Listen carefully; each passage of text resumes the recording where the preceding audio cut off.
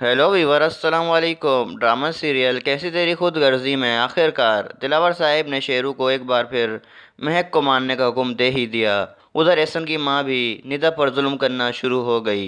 Drama serial कैसी तेरी खुदगर्जी की आने वाली किस्त में आप देखेंगे शमशेर बहुत ज़्यादा परेशान रहना शुरू हो गया है, क्योंकि इसने अपनी माँ का आखिरी बार चेहरा भी नहीं देखा, सिर्फ और सिर्फ अपने बाबा साहब की वजह से। घर की दहलीज पे बैठा रो रहा होता है, इतने में महक वहाँ आ जाती है और शमशेर को हौसला देने की कोशिश करती है।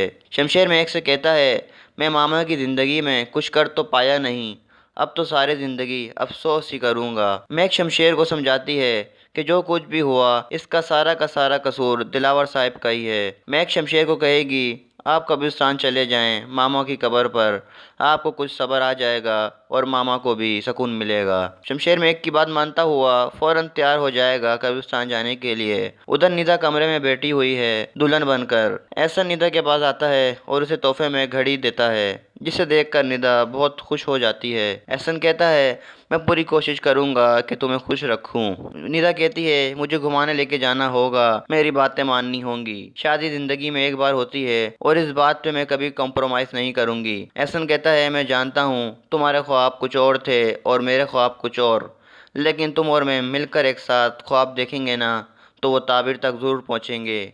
ये बात सुनकर निदा और भी खुश हो जाती है कि मुझे बहुत मोहब्बत करने वाला शौहर मिला है। दूसरी तरफ शमशेर कब्रिस्तान आ ही गया अपनी माँ से मिलने। शमशेर की तो अपनी माँ की कब्र पर नज़र डालने की हिम्मत भी नहीं होती।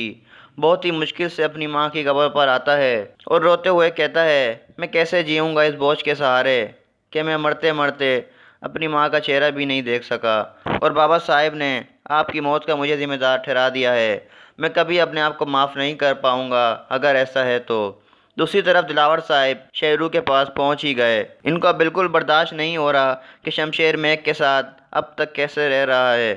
वो शेरू को महक की सुपारी देने आ ही गए।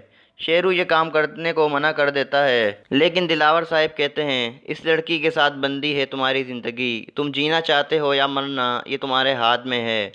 उधर शमशेर की नौकरी का पहला दिन है। शमशेर को बहुत ही काम करना पड़ता है, उसे भारी सामान भी उठाना पड़ता है। एक कस्टमर उसे जब 50 रुपए की टिप देता है तो शमशेर उसे बड़ी हैरत से देखता है कि मुझे टिप मिली। उसे अपनी अमीरी का वक्त याद आ जाता है कि मैं लोगों को टिप दिया करता था, लेकिन कभी सोचा ही नहीं था कि एक ऐसा वक्त भी आएगा कि मुझे भी लोग टिप देंगे। वो कहते हैं ना, वक्त कभी भी एक जैसा नहीं रहता। इंसान को कभी तकब्बुर और ना ही अकड़ कर चलना चाहिए। आने वाली किस्तों में आप देखेंगे दिलावर साहब की अकड़ और इनकी अना की वजह से इनका भी बुरा वक्त आ जाएगा। अगर वीडियो अच्छी लगी हो तो लाइक ज़रूर करें और आने वाले एपिसोड की अपडेट के लिए ड्रामा मस्ती को सब्सक्राइब करें और बेल आइकन को ज़रूर दबाएं।